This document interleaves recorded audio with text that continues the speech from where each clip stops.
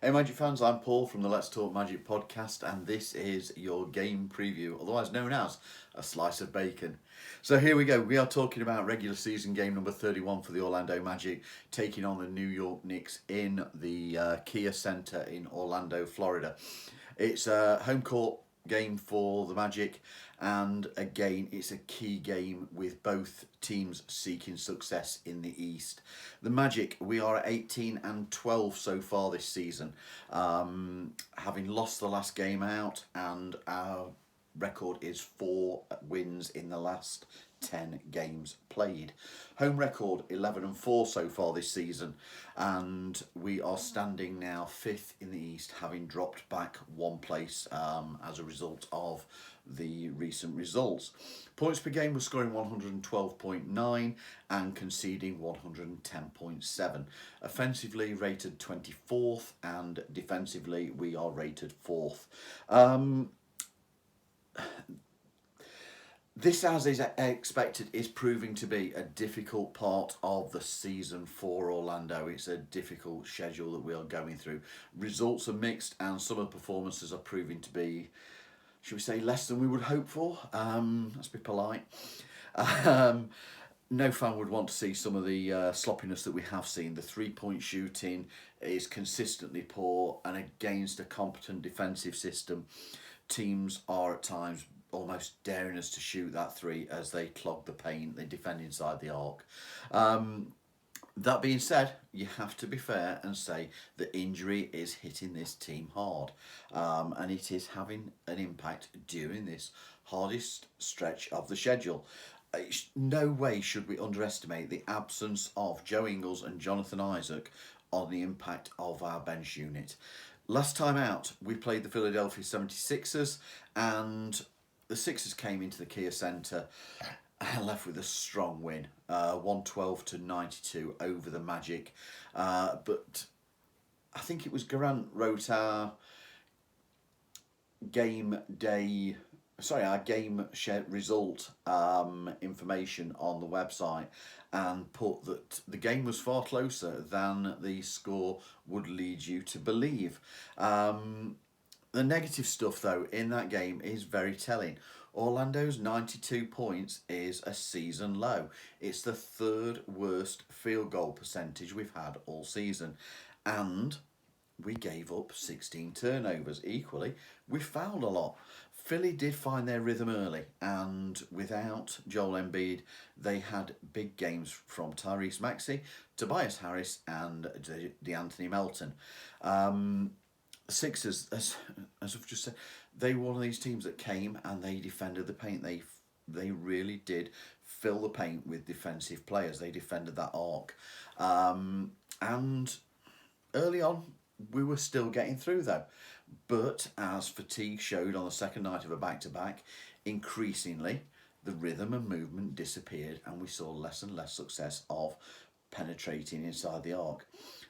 From being 3 down early in the third, from being 3 down early in that final quarter, the Sixers went on to a 26-6 run, and that sealed it. That was us done. There was very little that you saw us coming back. Part of that, it was the ineffective shooting from the three all night, and it was 2 clear open looks during that stretch that were badly missed, and you could by the Magic, and you could see it take the wind out of our sails. You saw heads drop, which is quite unusual for this team. Some of the belief just drained away, quite unusual. But it's one game. Let's not overreact, please. So we knew the game was lost, and one of the telling factors was that only 3 Magic players got into double-digit scoring. We saw Jalen Suggs with 20 points. We saw Paolo Banchero with 19. And Franz Wagner led all scorers with a game-high 24 points. Starting unit was Anthony Black, Jalen Suggs, Franz Wagner, Paolo Banchero, and Wendell Carter Jr. From the bench, we saw Cole Anthony, Mo Wagner, Goga Batadze, Chuma Okeke, and Caleb Houston. In the final 1 minute and 15 seconds, Jet Howard, Trevelyan Queen, and Admiral Schofield also played. For tonight, seeing that Gary Harris and Jonathan Isaac are listed as questionable again. Markel Fultz is absent. He's now missed the last 22 games. And joining him on the absent list is again Joe Ingles. Kevon Harris is again listed as a coach's decision to not play. So we're kind of expecting Orlando to run with those same units again as we saw in the last game.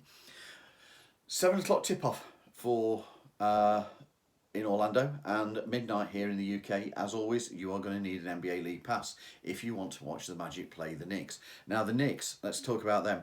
It is a 17-13 record that they have this season. They lost their last game also and are on a 5 games in the last 10 that they have won. Standing 7th in the East, and they are scoring 115.2 points per game and conceding 112.9. 8th on offence, 19th defensively. The Knicks are a team that excel on rebounding, and it sees them limit opponents to just 12.9 second chance points per game. Another strength the Knicks have is the ability to limit turnovers and personal fouls. It's not things that play to our strengths. The Knicks limit opponents scoring in the paint at the same level as Orlando do. The New York Knicks have an excellent offensive record so far this season. They're shooting well from both the 3-point line and also from the free throw line. They do take a high number of twos. They do attack the paint at a high rate, but they have one of the poorer percentages in the NBA. On the road, they are 9-9 so far this season. Both Jalen Brunson and Julius Randle are effectively scoring for fun. Jalen Brunson has 26 points per game. Julius Randle 22.9. And between them, they also drop almost 11 assists per game. Mitchell Robinson is among the league leaders in rebounds, blocks and steals. However, for them, big is that he is out for the rest of the season. We'll come more onto their injury issues very shortly. Last time out, the Knicks were on the road in Oklahoma and took a road loss 120-129 over the Thunder, I should say. After finishing the first quarter 13 points down, having shipped 38 points, the Knicks did fight back to come back to make a match of it. They were very, very close to the OKC going into that final quarter. Julius Randle, he led the Knicks with 25 points, 9 rebounds and 2 assists. Jalen Brunson followed up very, very closely with 24 points, 7 assists, 2 steals. Emmanuel Quickley, he led their bench with 22 points. It was just 4 players on the rotation from the bench. Starting unit was Jalen Brunson, Dante DiVincenzo, RJ Barrett, Julius Randle, and Isaiah Hartenstein playing centre.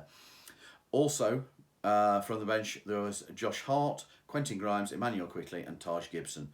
They did have several players available, including the former Magic shooting guard Evan Fournier, but didn't feature within the game. As to tonight, as I say, Mitchell Robinson is out for the season. He is joined in the lengthy absentee list by Jericho Sims. Other than that, they don't have any injury issues. However, they are not really utilising more than 9 or 10 players so far this season. So expect little change from them as far as the starting 5 and potential from the bench.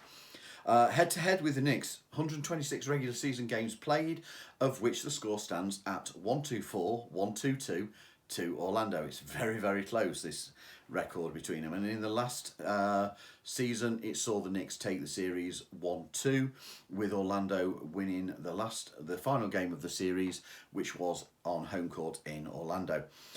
These two teams regularly take wins from each other, both at home and on the road. And in the last 6 games played in Orlando, the record is 3-3. So it just shows that both teams can win. Sometimes they're close, sometimes they're absolute blowouts. There's no real rhyme or reason on the scores as far as that goes. So final thought for tonight. This is the first of the 4 meetings that we will have of these two teams this season.